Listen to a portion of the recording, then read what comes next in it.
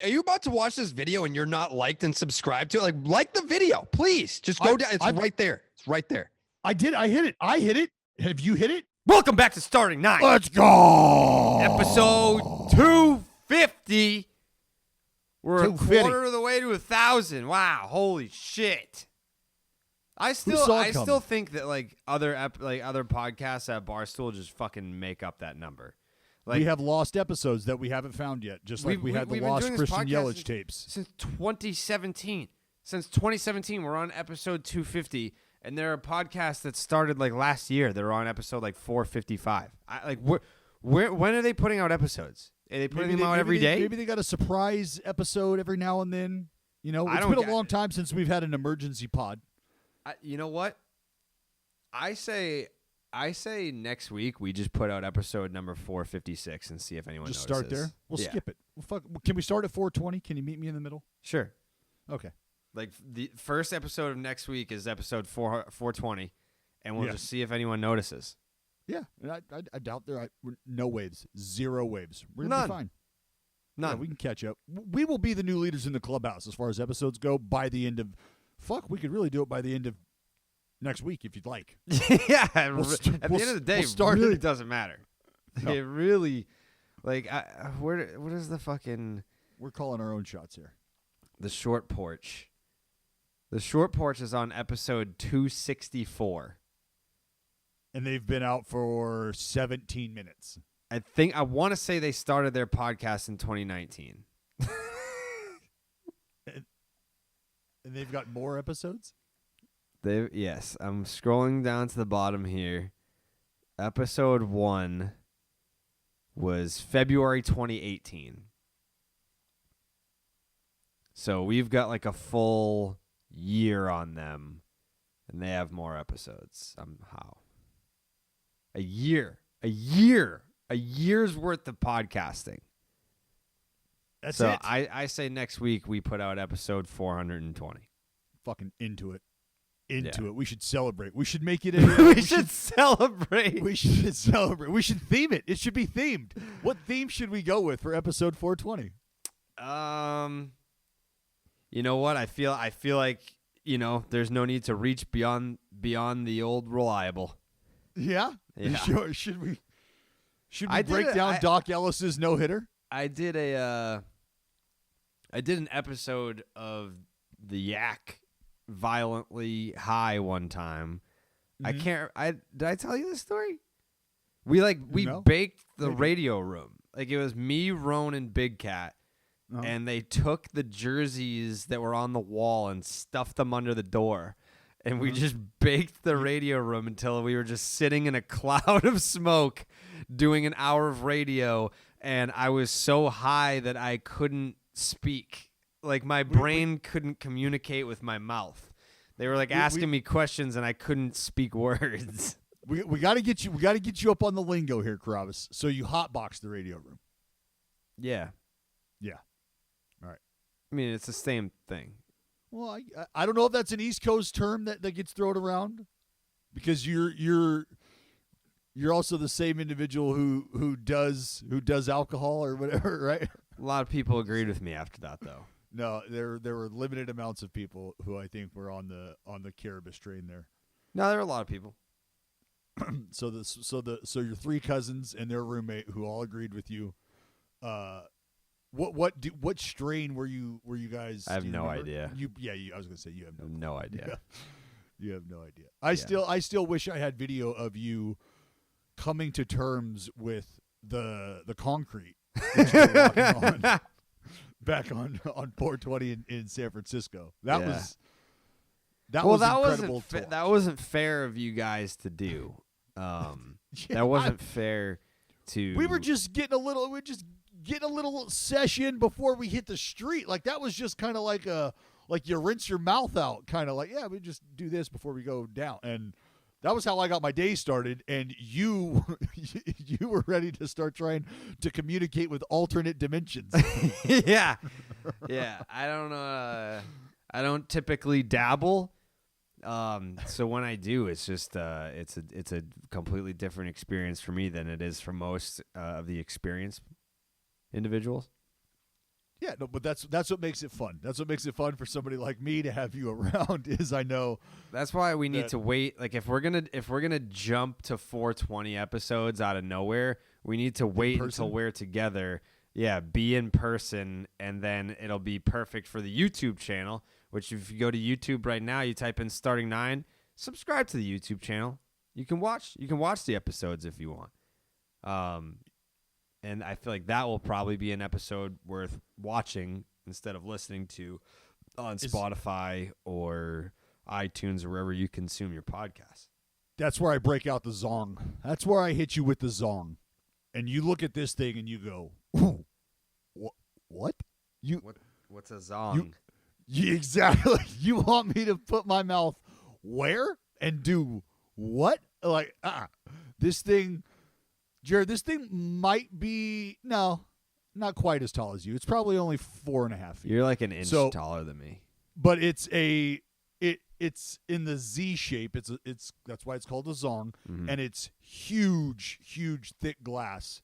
If you were to elongate it straight, it'd be about a 7.5 foot piece. Oh, 7.5 foot glass piece. That's if it was straight, but it's not. It's obviously blown in the shape of a Z with a massive basin, massive bowl. So yeah, we'll have some fun with that thing. Yeah, like I'm not trying to die. I'm just trying to. It's gonna be fun. We got to go big. Episode 420, Carrabis. Yeah, this thing snuck up on us. Yeah, it really did. I mean, we'll be together. We'll be together twice in the next month or so. Very soon. Possibly 3 times. Yeah. There's some travel plans coming up, obviously. We'll be at the All-Star game. I don't know if any of the grounds crew is listening that we'll be heading to Denver for the All-Star game. Are we doing a live show there? We're doing something, right? We are doing a live show. Brothers Bar. You got it. Brothers Bar will be Brothers Bar. What day? The day Tuesday. I think it's Tuesday. If I'm not mistaken. Tuesday. It's the day of the All-Star game. Yeah, duh. Yeah. So we'll be at Brothers Bar on Tuesday. It's the day of the All-Star game doing a live show. I mean, we say live show, but it's really just like we're hanging. It's like a meet and greet. If there's a stage with a mic, we'll take it. I mean, it's basically what we did in Arizona. It wasn't like a live podcast. It was more just like, hey, what's up? They gave us one fucking microphone, by the way. Yeah. We just had to share a microphone like it was goddamn karaoke night. Yeah, halfway through it, I think I just handed you the microphone and started yelling at the crowd. That's because I'm not afraid to have a soda pop with you folks. So if you show up, let's have a cerveza or 2 or 3 or 5 or whatever. You know what I mean? Colorado, fairly liberal city. Fairly liberal. So we could have a lot of fun. Yeah, if you know what I mean. I'm a fun guy, Jared, if you know what I mean. Hint, huh? I'm a fun guy. Yeah. You're pretty fun. You know what you can do in Denver? Sometimes you have too much fun, though. You have too much fun sometimes. Not at all. You know who's having a lot of fun right now? Who's that? I'd say baseball fans everywhere right now are having a lot of fun with what's going on. Well, I would say I have the most fun when I'm drinking Gosling's rum. What about a dark and stormy? Yeah. I mean, I'm not sipping black rum straight from the bottle, but I am taking the ginger beer and the black rum and making a dark and stormy because Gosling's rum, with its Bermudian values, motivates people to take time to stop and smell the roses, to step away from the rat race and be happy. They're family owned and operated since 1806. Damn. It's like 100 years before Babe Ruth killed his wife. Gosling's rum is the spirit of Bermuda, and the dark and stormy is Bermuda's national drink. The name Dark and Stormy was said to have originated around the 1920s when an old fisherman observed that the drink was the color of a cloud only a fool or a dead man would sail under, probably followed by barman, I'll have another dark and stormy. Gosling's makes it even easier as they have ready-to-drink dark and stormy canned cocktails. Boom. It's 100% authentic with no malt base. It's just Gosling's Black Seal rum and Gosling's Stormy Ginger Beer ready to go. Find it in your local liquor store's fridge or pre-mixed cocktail aisle. Gosling's is the official rum of the Boston Red Sox, who are only a game back of first place. And they offer a limited release Red Sox edition Fenway Green Dark and Stormy can available at Fenway Park and at liquor stores in New England. If you're not in one of those areas, go to reservebar.com and get $15 off your order of any Gosling's product with the promo code Barstool. Yeah, so this has been the story of the week, the story of the day, the story of the year, maybe? Is this the story of the year so far? I think so. It's the soup de year, not the soup du jour, not the soup just today, last 10 minutes. It is. We have an era upon us, Carrabis. We are in the midst of an era. We are in the midst of an era. There's no other way to look at it, man. Like if you can sit back and remember how the PED stuff started to unfold, right? Here we are. Here, you know what I think about is what started it, what kicked it all off. I mean, what, like the crackdown of it? Yeah. Oh, Bauer. Do you think it was okay? So that's my question, because Bauer put it in everybody's minds, and when you say Bauer, do you mean years ago when he was telling everybody, "Hey guys, if we continue to allow folks to use this stuff here, like the game's going to change. Things are just different. Like this is different." Is it then, or is it right now? Like the stuff that he's been doing now? No, I think it was. I mean, the true timeline. Putting it on your radar and the crackdown. Those are those are different things. The true timeline of events, and I said this last night. I'll say it again. The one guy who's totally fucking skating on all this. Who's the big name that's skating on all this, Dallas? Who's the guy? Who's the guy that should hold on? Who's the guy that should be directly in people's crosshairs that no one, not only like they don't even mention him, they don't even think about him? Who is it? Well, out of sight, out of mind. Yeah, exactly. Out of sight, out of mind. It's fucking crazy. Check this out. I'm going to say something. Let me just lay this out. Let me provide the context. Let me say this about being in that clubhouse, Jared, in 17 on the road. Okay? Yeah. I couldn't get into that clubhouse with the like free-flowing regularity that a credentialed member is allowed into clubhouses with. No. There was a check and balance in place before I even got into that clubhouse in my own fucking ballpark. Okay? Yeah. And when the individual you're talking about, when that guy was sitting down, there was nobody around him, and when people started to filter in, up and gone, left, out of the room, gone. Yeah. And it was like it became very apparent that there's now that I look back on it, like, man, there were things in place to try to keep people away from people, and there were people that were turning down interviews and things because they weren't going to have it.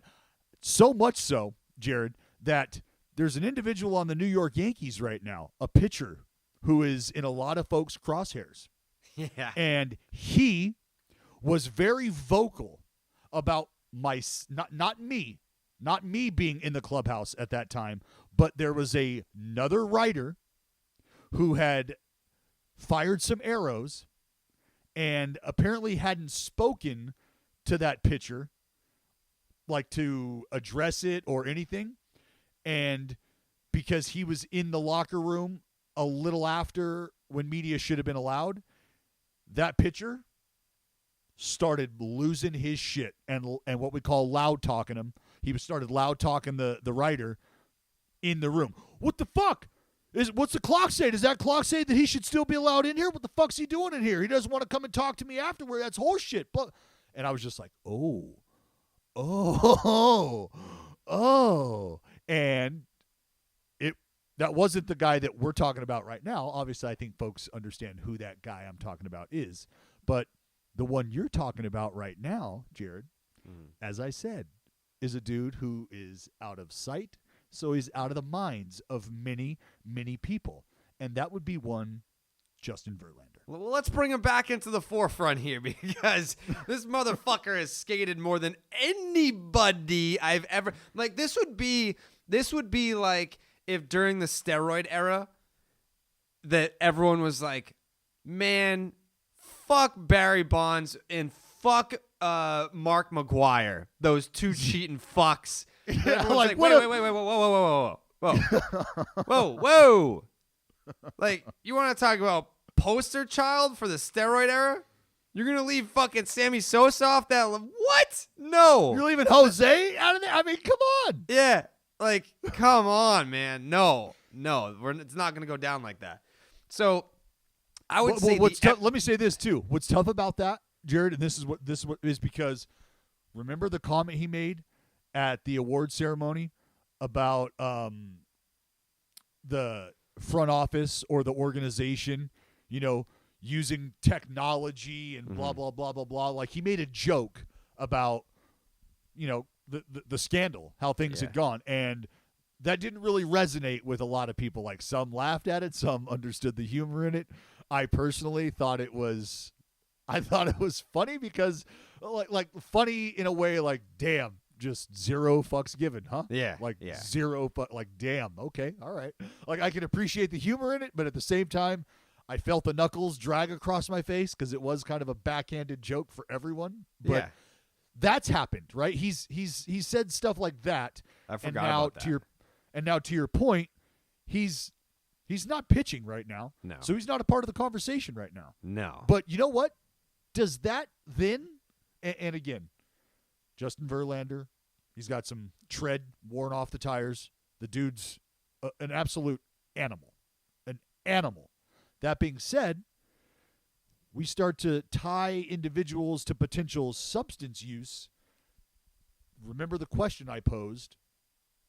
Does substance use, either using it or not using it, start to ring bells when it comes to injury? Yeah. I just think, like, the whole thing about Justin Verlander is he was one of the most vocal dudes about cheating in baseball. Like, when it came to, like, the PED guys and the steroid guys, he could not have been louder. And he was at the very epicenter of the Big Bang, the birth of the sticky era. Like, he's at the epicenter of that. So let me say this, though, and this is where this conversation really takes people. It's going to take effort. Like, if you want to understand stuff, it's going to take effort, and that's where, like, we have to stop the skewering of Justin Verlander there, and it's because he was shown the same thing from somebody else along the way. Well, I'm not saying he invented it. I'm just saying you can't be the guy that comes out and condemns others for cheating, and then not only are you the guy that's at the epicenter of the sticky era in baseball, but you're also on the fucking Houston Astros in 2017. Like, you're complicit. But this is where, Jared, the understanding of the lack of enforcement over the years in the game of baseball, and again, it doesn't make it right. I'm not asking you to accept this as the answer as to why things unfolded, okay? I'm just asking you to understand it. And if you understand it, then it's not really about accepting it from there. It's about going, oh, okay, now I understand the lay of the land under which these guys were operating. Now it makes sense to me, because people just want to believe that it's been cheating this whole time, and that there's been rules in place and the league's been trying to do stuff about it this whole time. Like, no, No, that's just not even close to being the case. We have lived in a world in the game of baseball where trying to gain an advantage with stuff like this has been something that's gone on forever, right? There's actually a rule like an emery ball. How many fans today even know what that is? Jared, do you know what that is? When I to throw an emery ball, do you know what that is? No. Exactly. That's how old the fucking language is because Gaylord Perry used an emery board, which is a nail file, to scuff the baseball, a fingernail file, something your chick might be using, something your side beef might be using. Huh. That's what they were using to scuff the baseball. Fucking years ago. How many dudes in the game today would even know what an emery board is if I asked them? What's an emery board? What? I don't know. I surf with a longboard. Sometimes I use a shortboard. Like, well, no, those are two totally different things. So to understand that this has been the culture, let me ask you this. Do you know that Gaylord Perry and 16 other pitchers were grandfathered in and allowed to throw a spitball because they had thrown a spitball prior to the league cracking down on spitball usage? Imagine that. What that is equal to is everybody that's getting crucified right now for using spider tack would essentially be allowed to use spider tack, and pitchers moving forward coming into the game, they would not be allowed to use spider tack. That is the approach that Major League Baseball once took on substance abuse when pitching. So just wrap your head around that, okay? That's the world that we have been living in as baseball players, where in the outside world, you see laws on the books and you see rules that should be enforced, and you're thinking that that's happening. Well, on the inside, that is the farthest thing from what is happening. You know who's supposed to rub up the baseballs before the game, Jared? Like it's a rule. False. Don't the clubbies do it? You're damn right. But that's not what the rule says, Jared. What's the rule say? That's the umpire's job. Oh, well, then they've never done that. Oh, wow. So would you say that we're in a place where there's just certain understandings and certain things that go on where the rules might be one thing, but the order of operation has been such that that's the norm. To practice the rules and to enforce the rules would be abnormal.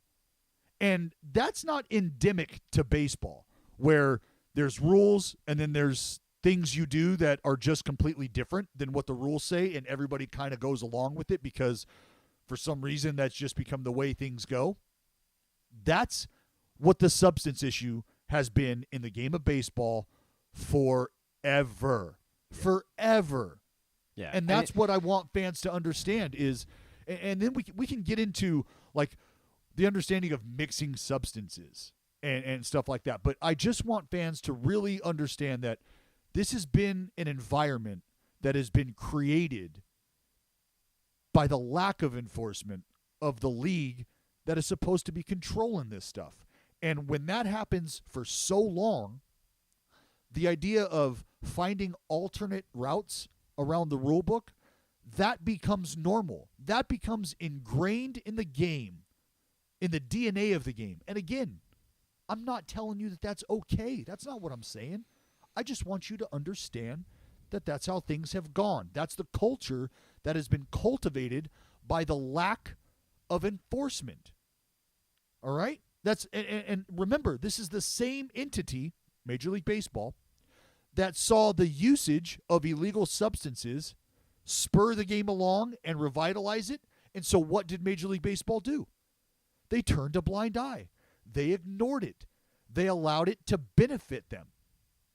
And then when it became such a problem that government officials and senators were using this as a running platform for their campaigns, steroid use can't happen. Our high schools, our children, the youth of America, blah. When it became that big of a deal, that's when baseball had to go, yo, we're going to have to do something about this. Like we got Capitol Hill people starting to point their fucking targets at baseball players. We got to shift the gears here. The problem, it's bananas, man. the problem with all this is the misinformation. And you and I talked about this on the phone the other night when you're listening to mainstream media, you're listening to the radio, you're hearing people talk about this on TV. And not only that, I think the craziest part about all this is that Major League Baseball is a catalyst behind the spread of misinformation. And what do I mean by that? Major League Baseball is saying, we will suspend you for 10 games with pay if you're caught with spider tack, rosin/sunscreen, and pine tar. So the league is telling you that those three substances are the same thing. They will be punished the same. They're under the same umbrella. When in reality, and I know that a lot of people listening know this, the substances are not the same. They don't create the same effect on spin rate. They're not used for the same purposes, and they don't aid a pitcher's ability to be successful or less hittable in equal ways. It's just not that way.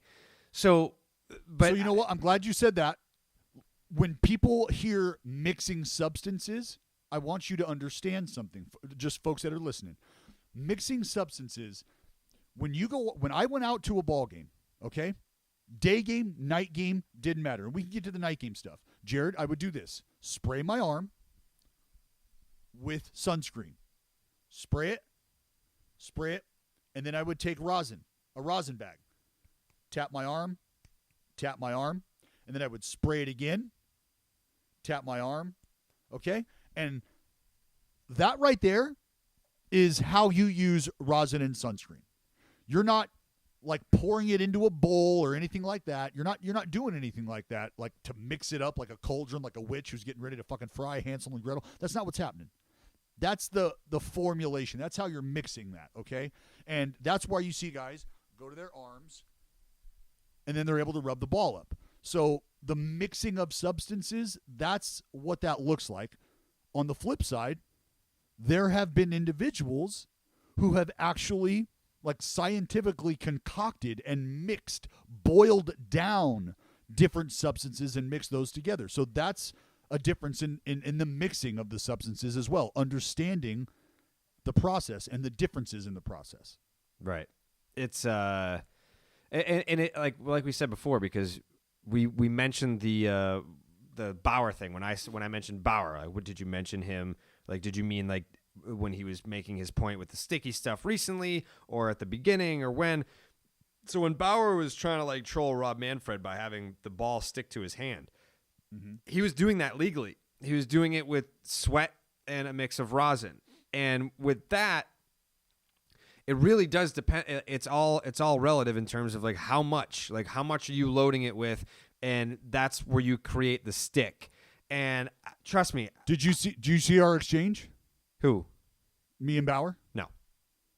We talked about exactly that, because he sent that video out, and I quote tweeted that video asking, my only question would be, what did it take to accumulate this level of adhesion, and would that effort, should it be done on the mound, be deemed a suspicious effort in order to get grip? So the question there, in like normal human words, is, can you go and get that kind of grip on the back of a mound in between pitches quickly enough to where it doesn't look like you're cheating or loading the ball up?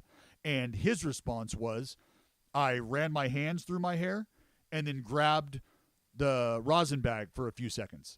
And I said, well, that's a gray area there, because that sounds like a pretty normal and common practice and a pretty normal and common behavior to happen on the mound. So if I'm being real, I would want to see video of what Trevor did and how long it took him and what it looks like to accumulate that, because sitting on a bench in the dugout and doing that and accumulating that and getting it to a point where the ball will stick to your hand, that may look a little different than a guy trying to get that same kind of grip out on the mound during a game in between pitches. Yeah. If I'm taking 30 seconds dicking around with my hat and my head and sweat and the rosin bag and well, it's going to look kind of suspicious. And then that's where the umpire, that's why I said, have these pitchers been told doing X, Y, and Z in this way is going to be deemed a suspicious activity, and we're going to come out right then and there and check you? Like, what kind of communication are these pitchers receiving on how to go to a rosin bag? Because what if I'm somebody who uses sunscreen, right? And I come into the game, am I allowed to use this rosin bag? Because if I do, then now I'm somebody who mixes this. And now you come out and test me. And it's like, dude, all I did was I put fucking sunscreen on because it's a day game, or it's because I'm a starter and the sun doesn't set until 8:30 at night, and by that time we're through 5 innings or so. Now I can't use rosin, so you're forcing me to pick between, like, this might be drastic for some people, but my mother passed away from melanoma. I was actually a spokesperson for the Sun Care Play Smart, like, a skincare initiative they had when I was playing. So I sat in on meetings and got very educated on shit like that. And this is something we were talking about a long time ago. You're going to ask players who might be predisposed to skin conditions to make a choice in either protecting themselves or getting suspended because an umpire misinterprets the usage of sunscreen and rosin together. That's where it gets even worse, is now you got the players, and I jokingly said, Angel Hernandez shows up every day and would appreciate if you would just point him in the general direction of the strike zone. Now you got him looking for shit that he has no idea about, no business even looking for or being an authority on. Like, it's just so bad. It's so bad how they have jumped to these conclusions, and they don't want to. And like, I'll say this for Garrett Cole.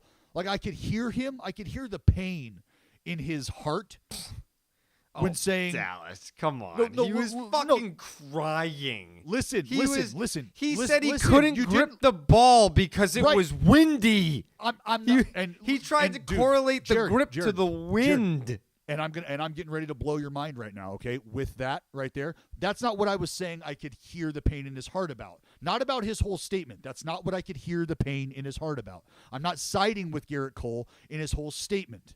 The part of the statement that I could hear the pain in his heart about was when he was pleading for Major League Baseball to work with them. Sure.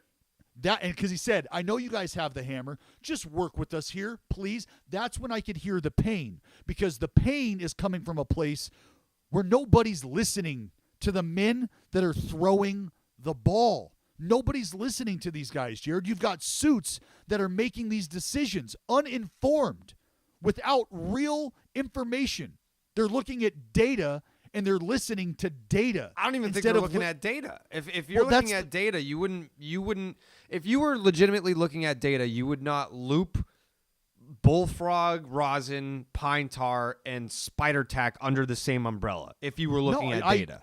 I agree with you 100%, dude. I agree with you 100%. And that's why I said I can hear the pain in Garrett Cole's heart in that moment, because he's asking to be worked with. Like, dude, you're going to make the moves. We're going to make decisions. We're having this conversation. That's fine. But work with us here. Now let's rewind. Garrett Cole is not whining about wind on a baseball. Let me explain something to you. Cold weather ball games, or windy nights, there's something that a pitcher will do to the home plate umpire if they haven't already determined it in the pregame meeting, the umpires meeting at home plate when they're exchanging lineup cards. I'll just do this. Say you're the umpire, Jared, and it's cold. We're wearing sleeves. It's a night game in Cleveland in April, all right? I'll do this on the mound, which looks very weird on YouTube now that you guys are having fun with that. But I'll do this. And that's asking the home plate umpire, can I go to my hand here, or can I go to my mouth on the mound without getting banged for a balk here? Can I do that? Because of the wind, because of the dry, arid temperatures, you can't fucking feel the ball. You can't feel the ball at all. So you blow in your hand, you get a little moisture in your hand, and it's warm, and now you've got a little bit better feeling on the baseball. And that happens damn near every day that the weather would call for it. So the wind affecting the grip on the baseball, that is very, very real. And I'm not talking shit to you right now when I say people who know the game, like you know the game, don't know that. That's not a knock. That's not a bad thing. That's just the little nuance of what is actually real and what society kind of wants to just laugh at and like, oh, it was windy, you couldn't grab the ball. Ladies and gentlemen, yeah, we actually have certain sign language between pitchers and umpires that when the wind and the weather starts to affect our ability to grip the baseball, we don't even have to talk about it. We just go like this, hey, and the umpire goes like this, which means, yeah, you can go to your mouth here and you're fine. I'm not going to bang you because it's fucking 45 with a 15-mile-an-hour wind. It feels 27 with the wind chill factor. But it wasn't. Like, well, it's the middle of the whether summer. or not it was. I know what you're talking about. I'm perfect. I understand that perfectly.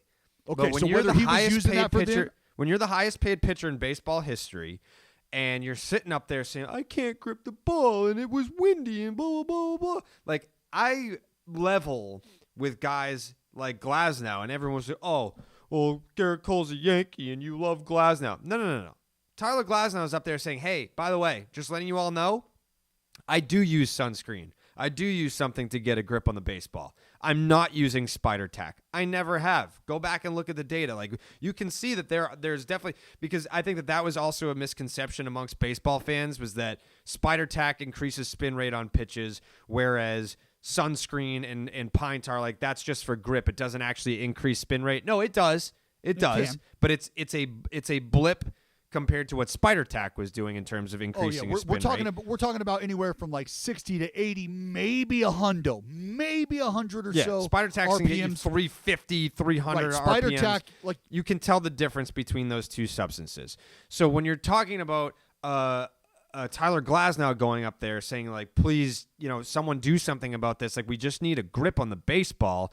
And then when it comes, like, the message that Garrett Cole was trying to convey, completely valid.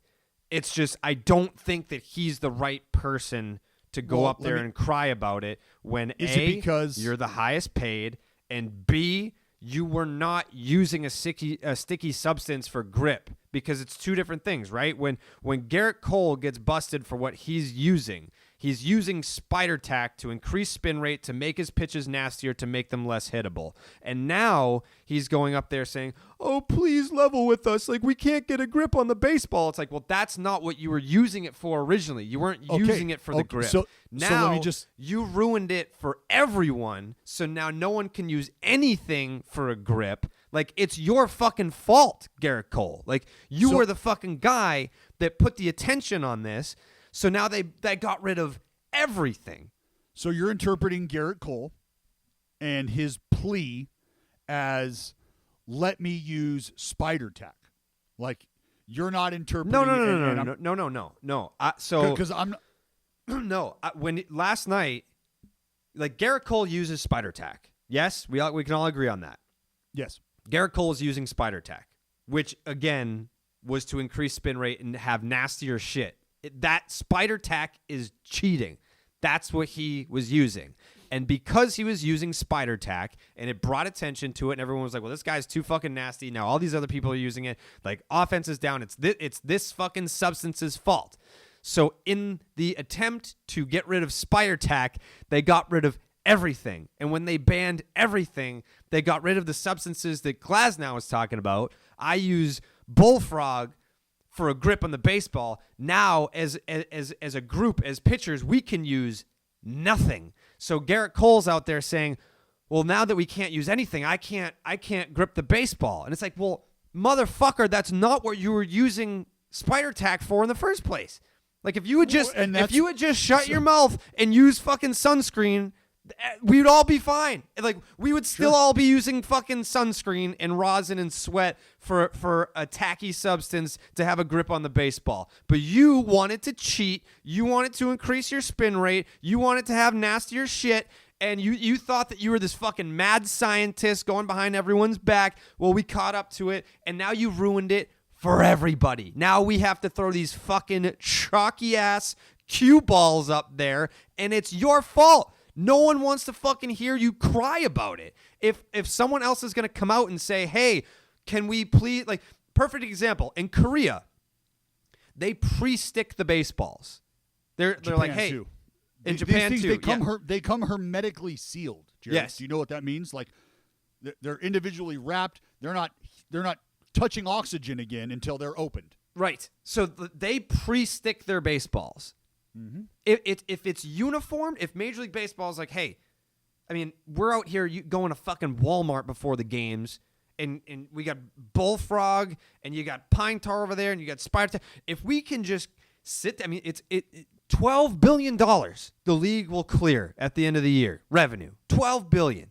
You're telling me you can't sit down with someone and be like, hey, how do we develop a uniformed, across-the-board, tacky substance that will not increase spin rate 400 RPM and make pitches nastier? Like, there has to be a way. Well, you'd like to think that the move in acquiring the company, Rawlings, that produces the baseball would lead you one step closer to being able to do that and put that in play.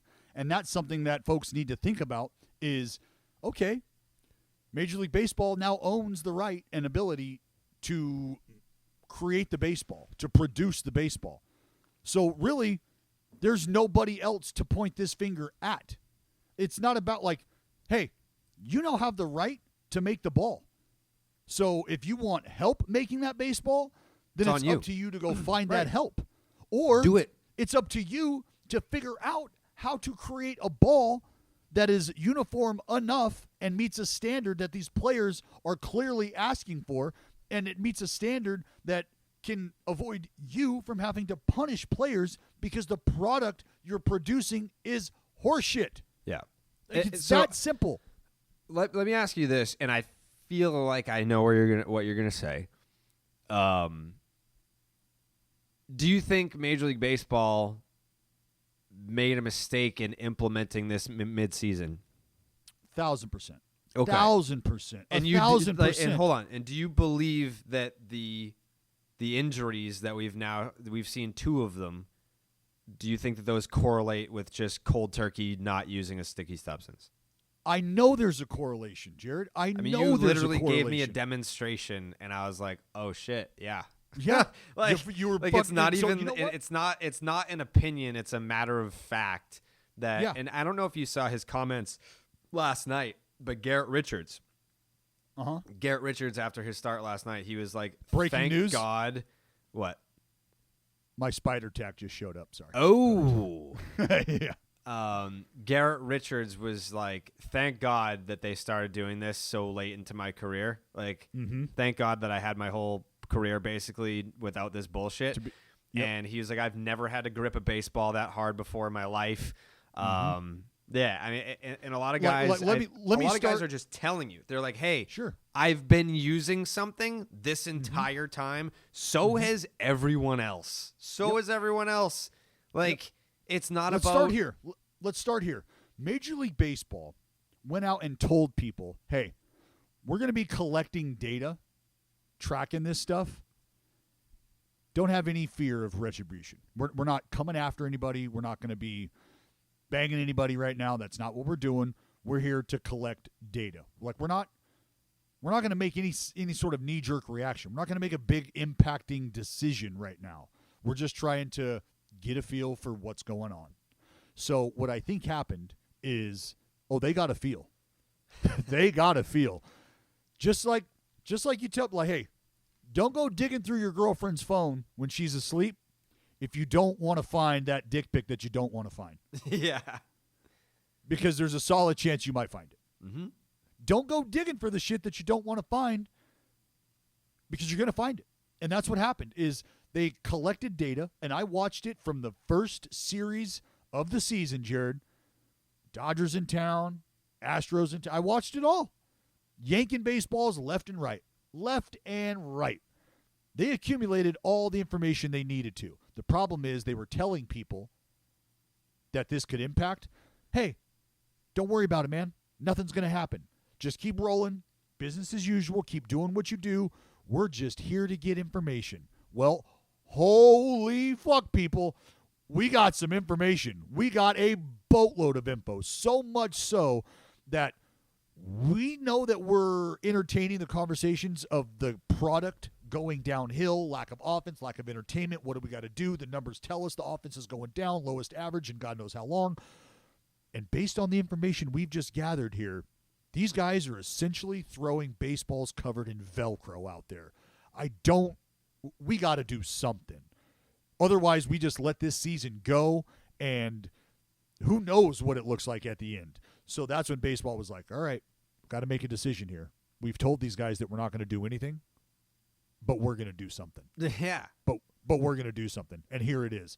We're actually going to eliminate all of it. All of it. Fucking all of it. And I use this analogy. It's like having your kickball stuck in the tree, in the lowest branch of the tree. Problem is you're 10 and you can't reach it and you don't have a stick and you can't. So you're just like, I just need somebody a little taller to shake this tree branch and get this ball down and we could keep playing. And you walk in and you get your mom or dad and you're like, hey, can you come in? And they're like, yeah. And they come down the block in a fucking bulldozer and run the tree over. And they're like, hey, here's your ball. Well, no, you fucking popped the ball. The fucking tree is now uprooted. And where'd you get that fucking tractor? Mm-hmm. That's what baseball did when they came in and said no pine tar, no sunscreen, no rosin, no, like. How long before they walk it back and say either? Nope. No, that'll never happen. And we will then get to the end of the year. And what sucks about this, Jared, is it's this kind of shit that's happening right now amidst a CBA on the horizon. Right. Like, it's just going to get ugly. I can't even think about that. I'll fucking cry. This becomes, like, think about how big and magnitudinal this is right now. This becomes a back burner topic at the end of the year. And that's what's fucking crazy, is that we're having this kind of conversation around it right now, and eventually this becomes a back burner conversation because we're going to just be trying to get these guys on the field. It's going to get ugly. I mean, it already is. It already is. But yeah, that's an issue that we'll have to cross that bridge when we get there, because it's going to be going to be a fucking nightmare. But I think at the very least they will have to formulate something, allow something, pre-stick the balls. I mean, like, it can't be rocket science if it already exists somewhere. It's not a concept that somebody thought of that they think would be a good idea moving forward. It's a concept that's already adapted in leagues outside of the country that they use and no one has any complaints about. And I want to say it was like spring training 2015, 2017, somewhere in there, Major League Baseball tried pre-stick balls and they sucked. So that's why it never stuck, no pun intended, and was a thing. They did try it, but it's like, okay, so try better, try harder, try smarter. You know, like, there's got to be a way if there are leagues that do this. But think about the fear. Think about the fear that they have of usage. They're going to be running TSA checks, like legitimate physical body searches on pitchers. I think before the inning, after the inning. Wouldn't you?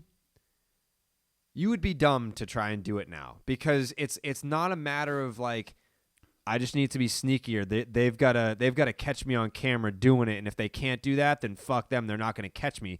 They would just look at the data. I mean, there's way too many Twitter cops now on baseball that their sole purpose is to look at spin rate data. I mean, fuck, they're putting it on the broadcast now. Garrett Cole last night is pitching in Buffalo against the Blue Jays. They're putting his spin rate data from this start, matching it up against that start, his career average, his season average, his last start average, tonight's average. Like, you can't get away with it. It doesn't matter if you're sneaky enough. Isn't it weird how the numbers that organizations lauded and loved and cultivate and just put their arms around, now that very same information is what is tearing their house of cards down? Yeah. Like, the ability to analyze players on this level and make it so easy to digest is now what people can go to and utilize as their points of Smoking argument, gun. their defenses. Yeah. Here it is. The stuff that you look at that tells you how much money to give these guys and how much you love them. Yeah. Well, we're looking at that too. And now we're looking at it going, well, with all the bullshit that's going on, here's when they're doing it. Here's when they're not doing it. The numbers say it. Your numbers, the same numbers that you've been paying these guys with and not paying these guys with, those are the same numbers that are now letting everyone know things are going this way. Things are not going this way anymore. Oh, wow. So I have a question for you. Maybe I have an answer. Are you take the fact that you're a pitcher out of it. Okay. As a baseball fan. Okay. Are you happy that Major League Baseball is cracking down on this to create a more equal playing field, a more level playing field, or is part of you thinking they should have just left it alone? Or not even that they should have, because then that, I guess, implies like some sort of moral compass that you wish they would have just ignored it and kept being complicit in the continued use of it. So the conversation, I'll tell you this, man. The conversation around the league, I think skews, just based on the folks that I've talked to, skews towards if the game's allowed to police itself, the conversations that are had at first base start to sound a little different. Mm-hmm. And they go like this, like, hey, we know what your guy's up to. And if you don't knock that shit off and we don't see a change in the numbers, you're going to get one in the fucking ear. Yeah, no, you heard me. In the fucking ear. You don't throw it in. No, in the fucking ear. Stop that shit. Because if you don't stop it, this is what happens.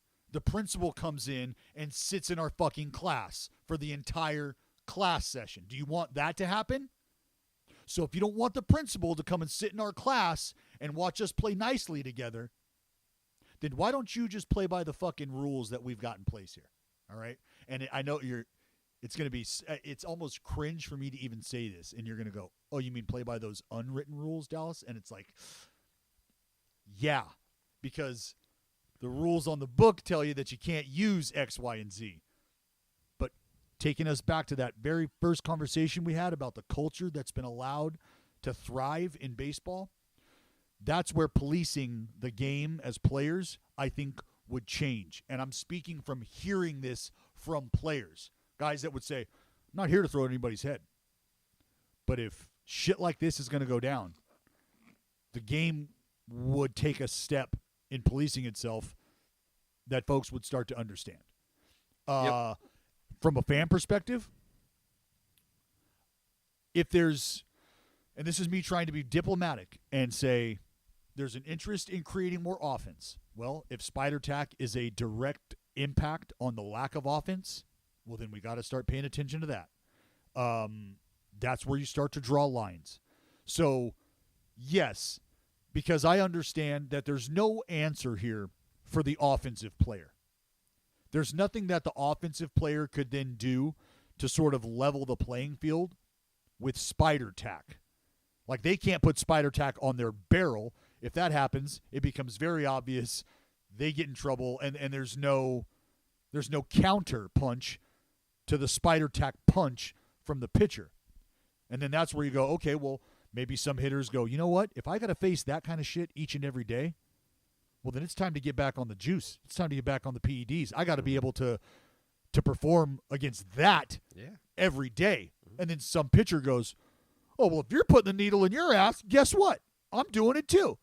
And it's like, hey, kids, can't we – you understand why he started to put the needle back in his ass? It's because you've been using Velcro out on the mound. You can't do that. And it's like, fuck, here we go. Another vicious cycle of trying to keep up with the Joneses, trying to gain that competitive edge. And I saw someone try to make that fucking comparison, and I don't buy it whatsoever. The comparison of, well, if Major League Baseball started to crack down on steroids in the early 2000s and they decided to implement a policy mid-season, like, I don't see anyone complaining about that. And it's like, well, it's not the same thing. Like it's like telling there are things that were illegal in the world. Steroids were one of them. Like, but not even that. Not even that. just telling hitters in July that steroids are illegal, stop using them. Like, yes, your performances will drop, but it's not going to have the same effect on the game as if a pitcher is told you can no longer grip the baseball properly. Jared, you know what that would be like? That would be like telling the batters that they can't use batting gloves halfway through the season. Yeah. What? What do you mean I can't use batting gloves? I've been using batting gloves ever since I've been swinging a bat. Yeah. What do you mean I can't use batting gloves? Yeah, no, hey, sorry, man. Like that's just something that's a move we're making. And that's my point. Like, why do guys wear batting gloves? Because when you sweat, that moisture that gets on your hands, that moisture, that's not conducive to grip. That is conducive to slip. Right. And that's why I made the argument the difference between sweat on my hands as opposed to saliva on my hands. Yeah. Different consistencies, saliva a little thickier, stickier. Then you put bubble gum in your mouth. You can chew that. And now you've got the sugar or the sugar-free consistency of that saliva. That's stickier than just regular saliva. Yeah. Guys, I think I didn't hear you say thickier, by the way. Guys that use tobacco, yeah, same thing. Mm-hmm. The juice, the consistency adds just a different style of tack. Mm. So you don't think that by the end, I mean, I think this is going to continue to unravel by the day, never mind by the week, by the month. You don't think that before the postseason starts that Major League Baseball will do something to bend? I mean, you're going to start seeing multiple times a night already. We've seen pitchers just flat out shitting on all of this. Like, they're not dancing around it. They're not saying no comment. They're not giving subtle hints to how they feel. They're just outright saying, like, this fucking sucks. Please work with us. Like, yes, I used something, but it wasn't spider tag, whatever. That's happening now, Jared, because players understand how the message is being delivered from Major League Baseball. And that's why I laugh at Major League Baseball, because I told you this when it comes to the CBA type stuff. Mm-hmm. They sit in the room and make those decisions, the god-awful decisions to try to gaslight topics and not be honest or forthcoming, right? And they do that in that room thinking that it's still 1970 and that what they've just done is going to take a day or two to get to a newspaper journalist, and then it's going to take a day or two to print. And by the time that anybody consumes what they've just done, they're already weeks down the road in what they've done, right? They're so far removed from the fire that they've started in that room that they don't give a shit what your opinion is. Well, that's not how it is today. When they pull those shady moves in that room together and then come out of that room, what they don't understand is there's already somebody in that room with them that's a mole that is passing that information and disseminating it to the world via Twitter. So by the time the last old rickety fucker walks out of that room talking the shit that they talk about the players and the union, and we already know what bullshit they were talking about in there. And they're totally unaware of that still for some reason. Yeah. It's mind-boggling to think that they pull the stuff they do and think that we're not going to find out about it for like 2 weeks. Buddy, it's been 2 minutes since we watched you say the shit you said. Yeah. And we're well aware of what you're doing. Well aware. Yep. So no, like it's almost a psychotic exercise to try to predict what Major League Baseball is going to do, because this is the entity that told players we're not going to do anything this year. And now here we are before the halfway point of the season talking about an enormous move that Major League Baseball made. So could I predict that they wouldn't make another one? Honestly, I'd call myself an idiot for predicting one way or the other, because I just don't think you can. But the players, they're no longer going to let Major League Baseball disseminate their message how they want. So it's up to the fans now. This is where your responsibility comes in as a fan, if you do care about this so much. Just listen to the message that you're getting from Major League Baseball and listen to the players speak. Players on your team, players not on your team, even players that you don't like. Like, if they're all echoing the same thing and the message you're getting from Major League Baseball has been as inconsistent as it's been, who do you believe? Who do you think has the best interest in figuring out a level playing field here? I promise you it's the players. I promise you it's that. Yeah.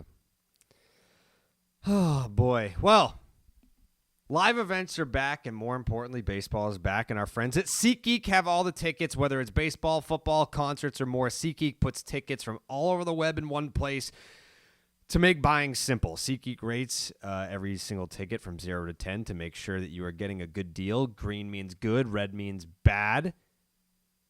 Probably be using SeatGeek at the All-Star game. Now that we're going to go out to Denver. Again, that live show is Tuesday, the day of the All-Star game. We'll tweet the deets when those become available in terms of like what time and all that. But get excited if you're going to go to Denver. We'll have live SeatGeek. ABs popping. Live ABs. But we'll be using SeatGeek to go get our tickets to the All-Star game. And we've got a deal for you. Use the promo code STARTING, and that'll get you $20 off your first order. That is $20 off with promo code STARTING. So just download the SeatGeek app, click the Me tab, and enter the promo code STARTING for $20 off. The Mount Rushmore this week is the Toronto Blue Jays. But before we get into that, Dallas, the San Francisco Giants have won 3 straight games. They're in first place. They have a 2-game lead over the Dodgers and a 6-game lead over the San Diego Padres. Would you like to today, on June 17th, walk back your take that the San Francisco Giants will not sniff? They won't even sniff the playoffs. Would you like to walk that back?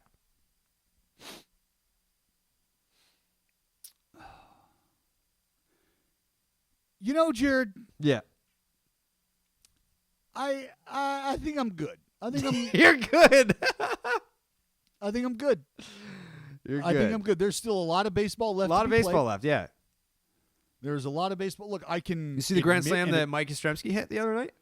I did. Yeah. And I D-backs were so close to winning a game on the road. I mean, how heartbreaking. Like, just for a minute. 0-21? 21 straight days that you've played baseball on the road. Not 21 straight days in a row, but 21 days that you've played baseball on the road. You've lost. Every single time. And that last time, like that game, when you're up big late and you lose a lead like that, and then the blow is what it is, a grand slam into the fucking Pacific Ocean. Yeah. That, like, dude, it feels like you could end a team's season with something like that, going through something like that. I think he essentially did. Well, weren't they winning 7-0? Didn't they have a 7-0 lead? Yeah. Yes. They had a 7-0 lead in that game. And the Giants come back. Mike Yastrzemski puts a grand slam in the fucking ocean. Game over. 21 straight losses for the San Francisco Giants, who, again, have they're tied coming into play today. What's today? Wednesday? Thursday? Today's Thursday. Coming into play on Thursday, June 17th, they are tied with the Chicago White Sox for Dallas, the best record in Major League Baseball. Oh yeah. Well, I was going to say they are also tied they're tied with the Rays and the White Sox and the Oakland A's for the most wins in baseball. Yeah, Red Sox right there too, 42. Yeah, they're one. Red Sox. No. Well, they have one less. The Red Sox they don't have as many wins as everybody else. The Red Sox have one fewer win than the most less wins than the Rays. Baseball. They've got one less than the White Sox. Yeah. And they have one less wins than the A's. Yeah. Who all have the same amount of wins. The most wins in baseball is 43. The Red Sox have 42. So that's almost one. There. And they're off today, so that's why they didn't really have a chance to. You guys are just standing. You're right there behind the red velvet rope. We're going to let you in very shortly. Yeah, no doubt. Just a minute. I'm. Thank you for acknowledging that. Also, I got to give a shout out to the Cincinnati Reds. They've won 6 straight games. They're only 2 back. Like, that division is going to be up for grabs all year. If you are the St. Louis Cardinals, you're 2 games over 500. They've won 3 straight. They've kind of rebounded after their pitching woes have really put a hole in their boat. But the St. Louis Cardinals being 3 back, in a basically a 4-team race in the NL Central. The Brewers and the Cubs tied for first place coming into action on Thursday. I heard that. Cubs still alive. I mean, both the Brewers and the Cubs have lost 3 straight games, so no one is really trying to stake their claim in the NL Central at this point. No one's running away with it. If you were to say this is blank's team division to lose, what team are you filling in that blank with in the NL Central? Because it's not the negative 100 run differential Pittsburgh Pirates. No, it's not. I'll fair enough. I can move on from them. They've lost 10 straight.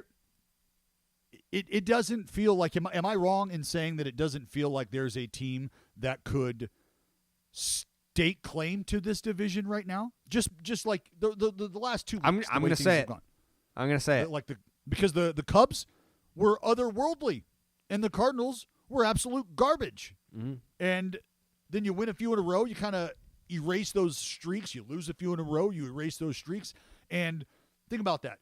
A 1-9 stretch, a 9-1 stretch, and nothing separates these teams except 3 games. Wait. Have the Diamondbacks had like back-to-back 13 They've had 2 losing streaks? Stretches, yes. Oh my God. Holy fuck. Mm-hmm. God damn it, dude. What are you doing?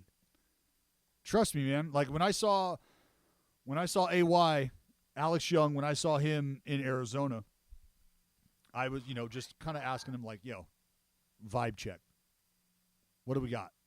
And it's one of those things, dude. It's so and that's baseball is such a bitch. It is a murderer.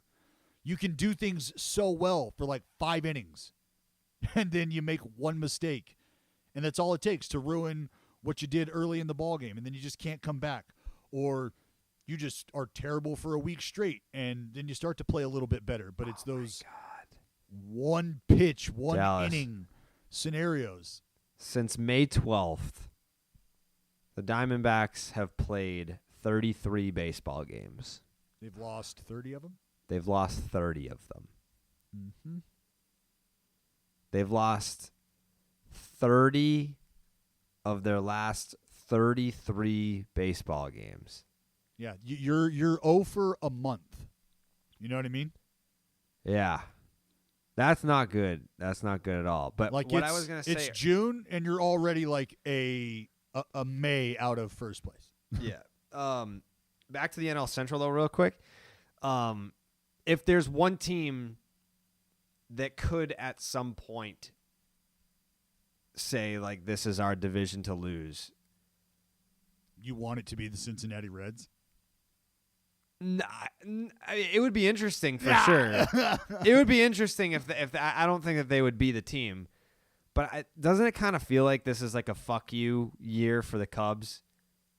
Like, doesn't it feel like people gave up on them? Theo leaves, they trade Darvish, and there's drama with like a Rizzo extension that doesn't happen, and a Chris Bryant trade that doesn't go down. Like, it just feels like, and then like Javi Baez having a shit year last year and wanting to prove everybody wrong. It feels to me like this would be the storyline is the Cubs said fuck you to everyone after everyone said fuck you to the Cubs. It makes sense, and it would be a part of the. I mean, it would be a strong narrative that would match kind of what I was hoping to have happen in the COVID shortened year, which is when I had Chris Bryant as an MVP candidate because of David Ross and what that whole vibe, that whole relationship was going to do for the club. Well, maybe a year after that now, and going through that crazy scene of a COVID season, you're in a you're in a mindset that says, yeah, you know what? Like you said, Jer, they counted us out. Folks that were riding with us are no longer riding with us, but you know who's still here? We are. And let's just say fuck you to all those people. Yeah. I think that would make a lot of sense if that happened. Just to kind of round out the little pass around the division standings, Mets fans were mad. Mets fans were mad at me that I said that their offense wasn't good, and they said that I didn't really cite any of the injuries. No, it's fair. It's fair criticism that we didn't mention all the injuries. But despite all that, you got to talk about how the Mets are 20-6 at home. Like, you can't talk about the Mets without talking about how great they have been at home. 20-6 at home. They're 4 games under on the road. If that gets better, I mean, yeah, I feel like Mets fans, they go to sleep comfortably at night knowing that they have a very cushy lead on everyone in that division. There's what you need to be talking about is what Taijuan Walker has done. Sure. That's what you need to be talking about. That's what needs to be talked about. Mm-hmm. You go and sign Taijuan Walker, and you're hoping for just give us a glimpse, give us a flash of what we've seen from you in the past. Well, this is, dare I say, the best brand of Taijuan Walker we've seen. I think that it's more than fair to say that.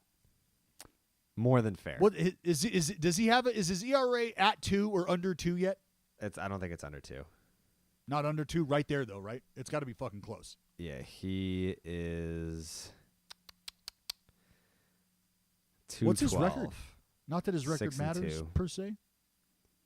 6-2. He's allowed the fewest home runs on like a rate basis between him and Stroh, even less than Stroh.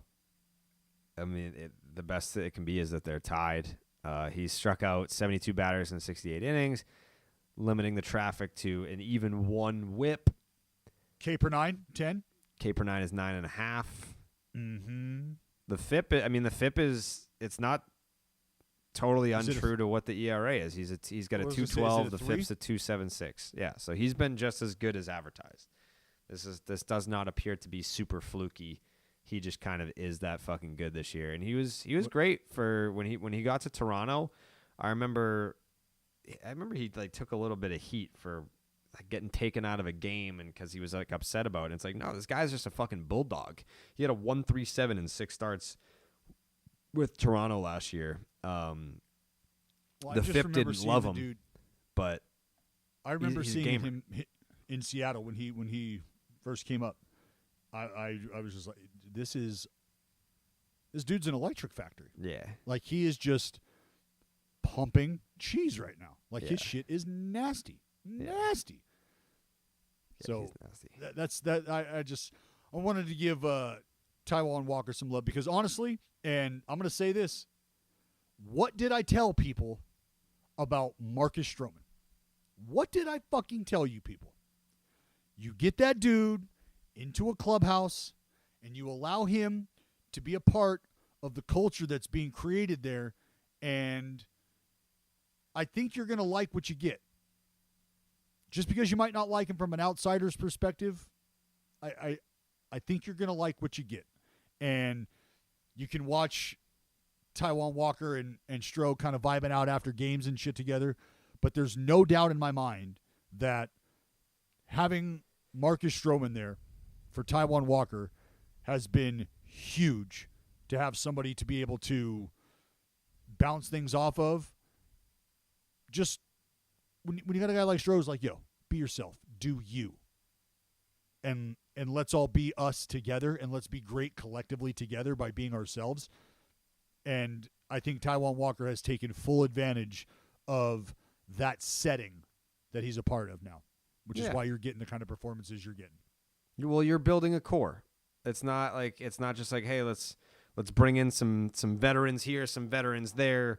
Let's bring in some rental pieces here, some rental pieces there. I mean, you're building a core. Like, you're allowing these guys to gel, and the result of that is a first place team that's got, I believe, the biggest lead it's the biggest first place lead in baseball, right there with the White Sox, who are trying to shake the Indians who are hanging in there. I mean, like, shout out to the Cleveland Indians. I want to say it was like through like their first 60-something games, it's their best start in franchise history.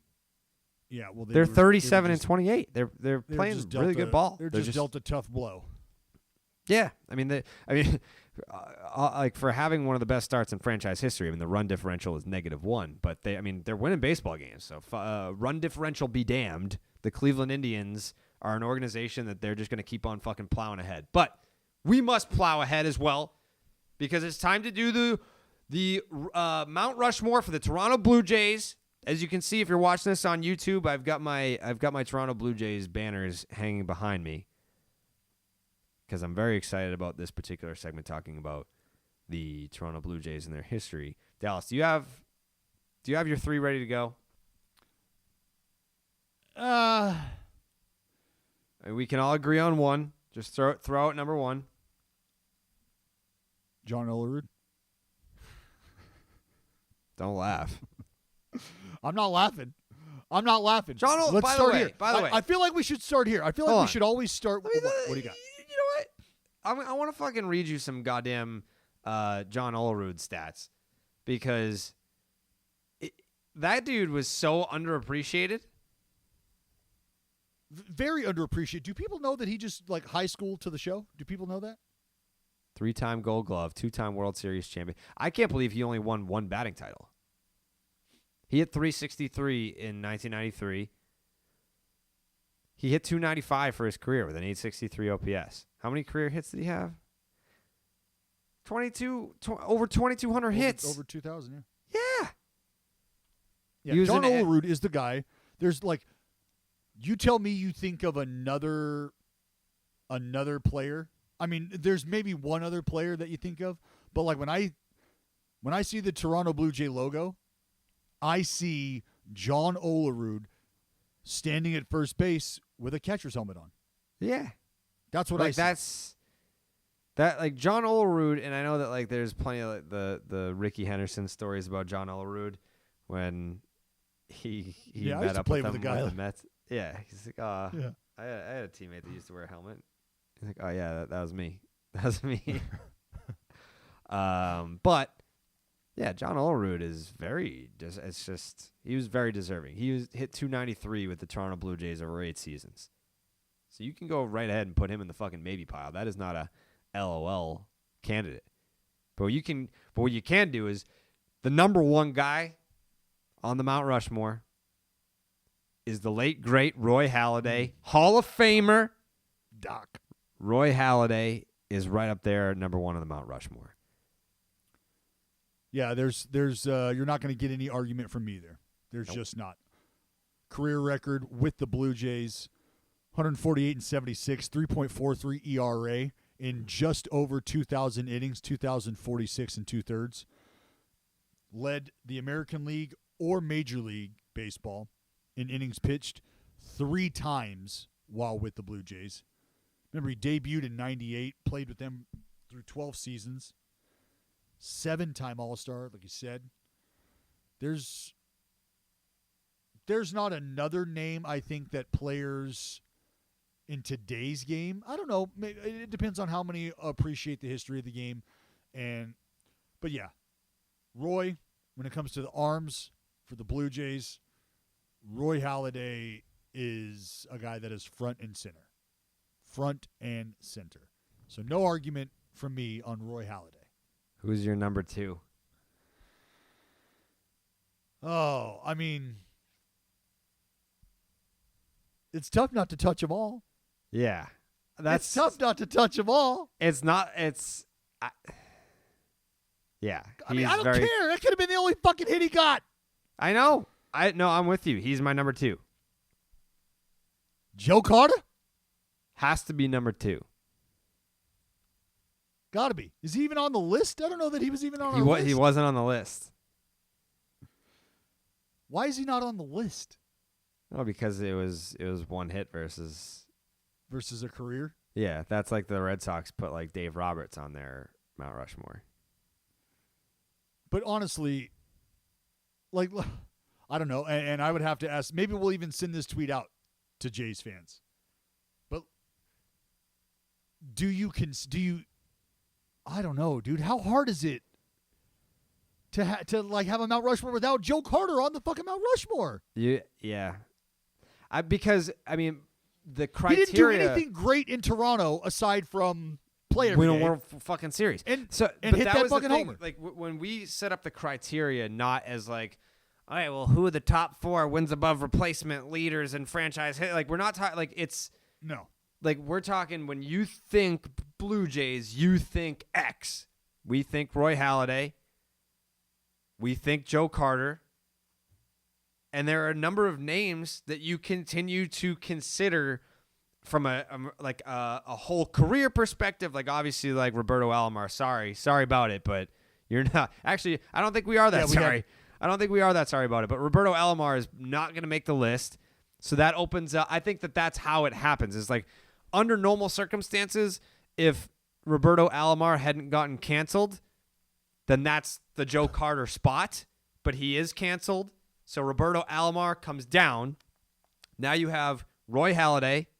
The Roberto Alomar spot goes to Joe Carter, right? Mm-hmm. Then you've got, very obviously, Jose Bautista. Joe Bats. I mean, we got a lot of emotion built in to this Mount Rushmore here. Yeah, I mean, like it's a lot guys of who have had moments. Like Halladay has the career. Joe Carter has the moment. And I mean, it's not like Bautista only had the walk-off homer. Like he's got 50 bomb seasons in Toronto. Like I think you attribute the rebirth of passion for baseball in Toronto to Jose Bautista. I mean, you could make the case, and I know that this may even sound blasphemous, Joey Bats made baseball more popular in Toronto than Roy Halladay did. I think that's a fair assessment. Yeah. Because of that one shining moment. The Rogers Center was rocking for the Jose Bautista era more so, and like, that's more, you could turn right around and say that that's more of a team accomplishment because Jose Bautista's team made it to the postseason, whereas Roy Halladay was not afforded the same opportunity.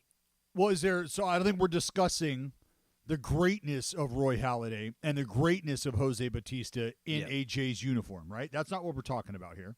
No, we're talking about like moments. Like who, like I think, had Roy Halladay had a better team placed around him, then he goes out and throws a no-hitter in the postseason for the Blue Jays, not the Phillies. I just think that there's like that was like a Ray Bork situation. Like Roy Halladay getting traded wasn't like a Mookie Betts like, oh, we can't pay this guy, so let's trade him. It was more like, you know what? We suck. You still have a lot left in the tank. We want you to go out and try and win a championship. It's not going to happen for you here. So let's get you to a team that can actually help you win a championship because, we appreciate the loyalty. I'm sure Roy Halladay would have loved to have stayed in Toronto for his whole career, but they weren't going to fucking win by the time that Toronto traded Roy Halladay, they weren't anywhere fucking close to contending for a championship. So, yeah. Halladay, Carter, Bautista. You've got Halladay, Carter, and Joe Bats. And we've got some guys left here that need to be in this conversation, Jared. Tony Fernandez, rest in peace, Mr. Fernandez, who debuted with the Jays, in 83? Played with them through 1990, and then I think rejoined the club again 98, 99 maybe. 3-time All-Star, 4-time Gold Glove winner while with the Jays. Led MLB in triples, I think in 1990. Does he have the most hits all time for the Toronto Blue Jays? Is he the all-time hits leader? Let's see.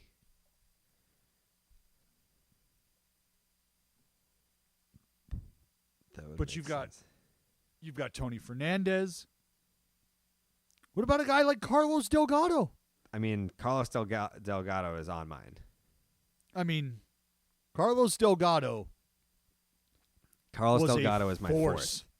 Was a force. Offensive WAR, number 1. Slugging percentage, number 1. OPS, number 1. Games played was Tony Fernandez.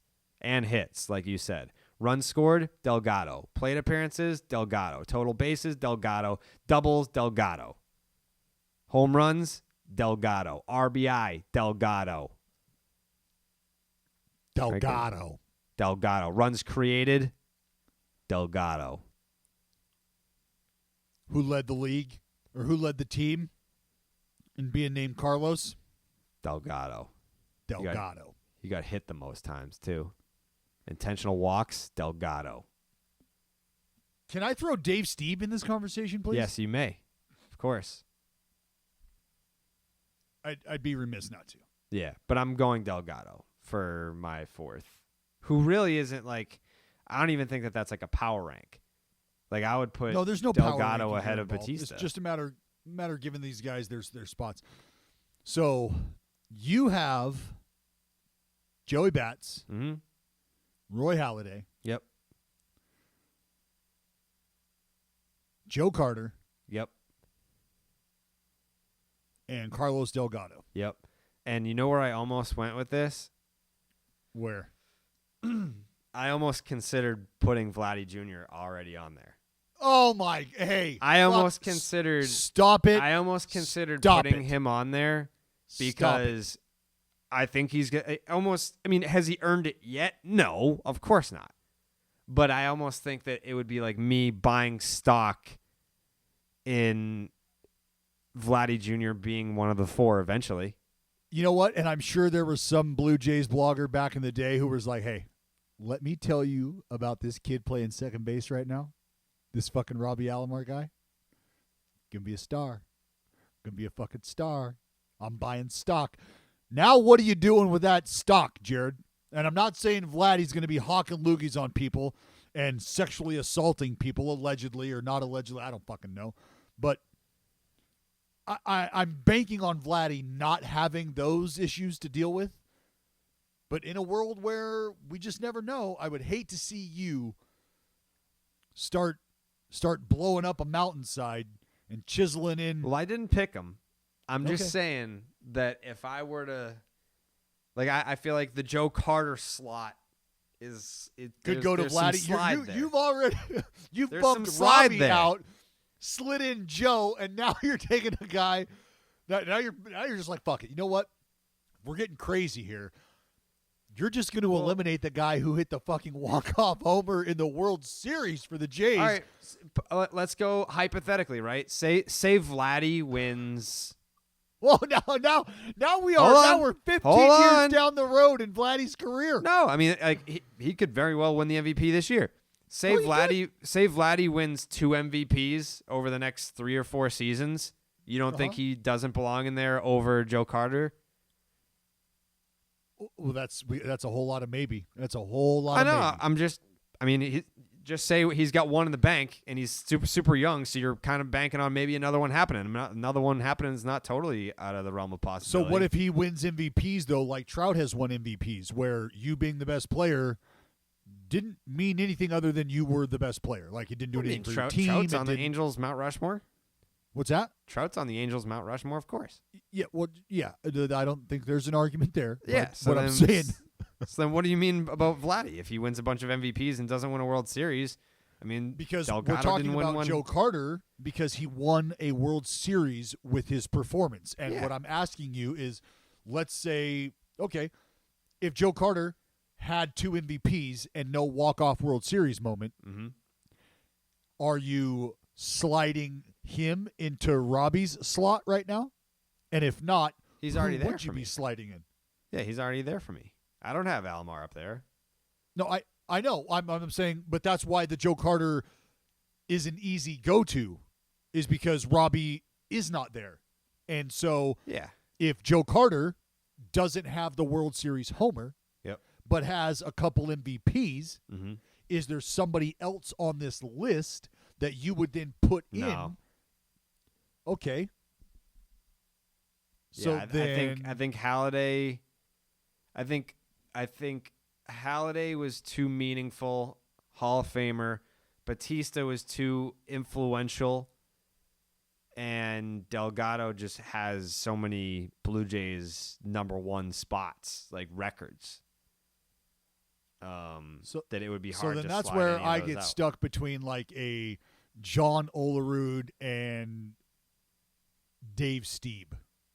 Yeah, Vladdy would have to become a Toronto Blue Jays compiler. Like he would have to take down Delgado across the board. Like that would be the guy that you take down because I feel like Halladay and Batista are untouchable up there. And then Joe Carter, obviously a walk-off home run in the World Series is it's a pretty good thing to have for a case. Yeah. But Yeah, Delgado's and just got like a bunch of number one spots all time. You got to take those. And down let's go through some of the resumes of these other folks that we haven't yet mentioned. I did mention Dave Steve, debuted with the Jays back in '79. He was with them for 15 seasons. Spent 1 year with the Pale Hose after that, late in his career, but 15 years with the Jays. 7-time All-Star, 4 top 10 finishes in the AL Cy Young. Career record of 175 and 134, 3.42 ERA in 2,873 innings with the Jays. MLB best 19 CGs in 82, and an MLB best 267 innings in 1984. Guy was a workhorse. What the no-nos or the fucking back-to-back? I mean, he made the most valiant effort of all time to throw a no-hitter. Like I don't have the numbers in front of me, but the number of times that he got close and failed before actually getting one too. Like that's the crazy part is that he got very close like 6 or 7 times and then finally got over the hump and actually threw one like that, Bro, back-to-back one-hitters, Carrabis. Mm-hmm. Back-to-back one-hitters. Yeah. No one deserves to throw a no-hitter more than Dave Stieb. That's a dagger. That's a dagger. Let's talk about Jimmy Key for just a moment, who debuted with the Jays back in '84, with them through 1992, so 9 years with the Blue Jays up in Toronto. Two-time All-Star with the Jays. Finished second in the '87 Cy Young race. He led all of Major League Baseball in ERA and WHIP that year, 1987. Career record of 116 and 81. Also rocking a 3.42 ERA, like his boy Steve. 1,600 innings, just north of 1,600, 1,695 and 2/3 with the Jays. 2-0, 9 innings with 1 earned run allowed in that 1992 World Series. So definitely an option. Am I going to have to hear? We're not entertaining Roger Clemens. No, we are. I mean, if you win a Cy Young every single season that you pitch for a team, you have to be at least mentioned. I mean, I don't think anyone would have him up there. You can't have him up there. I love the every single. That really lays it on. It's like how many every single fuck? What are we every talking single for? season? 2, fucking 2, Carrabis. That's more than Roy Halladay won there, right? Point. Is that true? Yes. Roy only won 1. Yeah. But he won both leagues, but only won 1 with the Blue Jays. Yeah. Yeah. So yeah, no, there's oh, trust me, Clemens, I'm not the dude. No, I'm not the dude telling you that winning 2 Cy Youngs back to back in the same spot is just negligible. No. no. Fact. Roger Clemens has more Cy Youngs with the Toronto Blue Jays than Roy Halladay. Fact. Yeah, well, he's got more. He's got a lot. He's got more than anybody. Oh man. What do we got? I'll tell you. We got after breaking news. I'll tell you after the show. It's public, but like, it's one of those things. Anyways, all right. American Giant. You're an American Giant guy, Dallas. Wait, have we settled on the Rushmore? Yeah. I gave you my 4 fucking 20 minutes ago. Oh, okay. Who's your 4th? I think I'm rolling Dave Stieb. Okay. Is that asinine? No, not at all. Okay. All right, done deal. I am an American Giant guy. That fucking hoodie, by the way, the hoodie that I'd been begging for forever, got that sumbitch. Amazing. It is amazing. Simply amazing. Do you have yours? Yeah, I keep it in my trunk because anytime that Anytime that you're out somewhere and you're just like, damn, I wish I had a sweatshirt. That's the sweatshirt that I have on me at all times. Yeah, well, I like to take night walks in Oakland, out near the port. Watch the planes take off and land, if you know what I mean.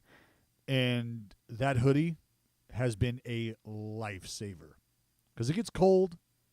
That marine layer starts to roll in. Shit gets thick. I want something that's not going to weigh me down, but also something that's going to keep me warm, stylish in the process. I feel good about myself when I'm walking around Oakland, lonely, 12:30 in the morning by the port. But I know that I've got my American hoodie, my American Giant hoodie. You know who Byron Winthrop is, Jared? Yes. Well, who is he? Well, you're about to tell us.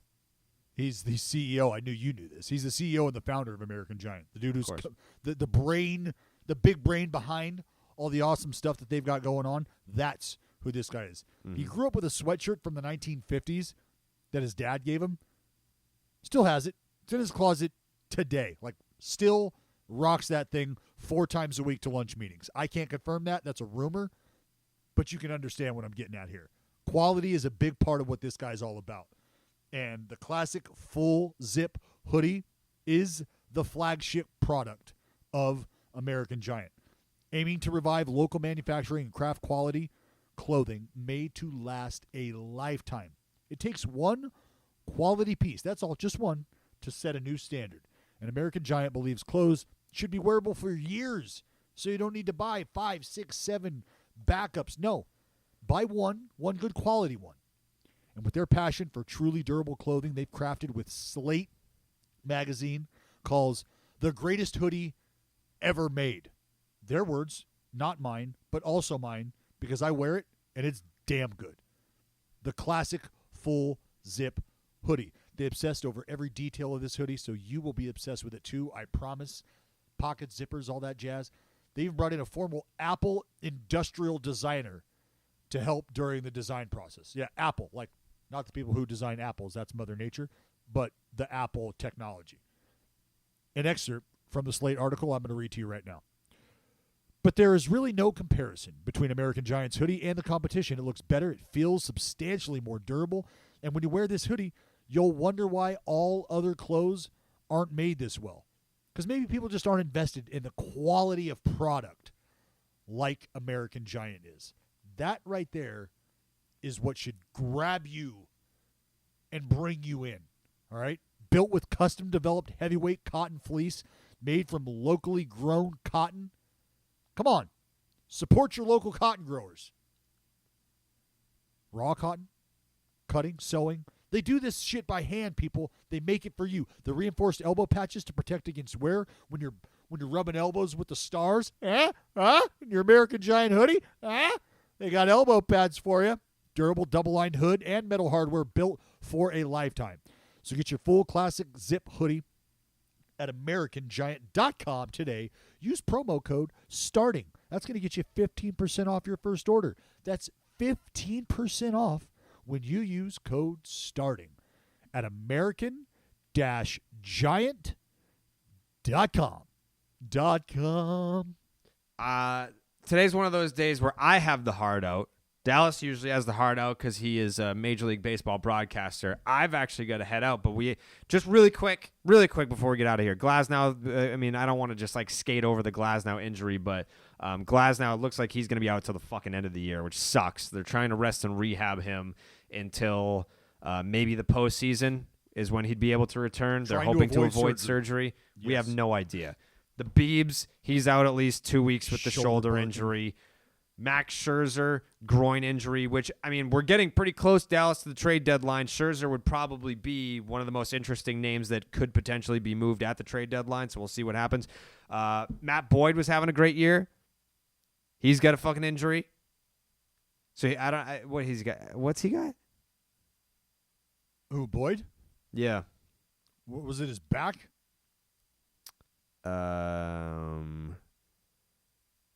He I thought it was discomfort in his arm. left arm. Not great.